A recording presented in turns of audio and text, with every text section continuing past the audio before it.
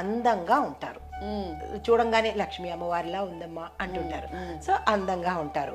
తర్వాత కళ కలిగిన ముఖంతో చక్కగా చెంపక చారుడు కన్ను, సంపంగి పువ్వు లాంటి ముక్కు, ఇట్లాగా వర్ణించుకుంటూ పోతే చాలా చక్కగా మనలో కవి హృదయం వచ్చేస్తుంది.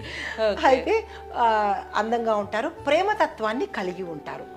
వీళ్ళు ఎక్కడ ఉంటే అక్కడ మంచి ఫ్లేవర్ ఉంటుంది. అంటే ఎలా అంటే అన్యోన్యంగా ఉండడము, అఫెక్షనేట్గా ఉండడము, ప్రేమగా కలిసిపోతూ ఉండడము, ఇలాంటి లక్షణాలు ఉంటాయన్నమాట.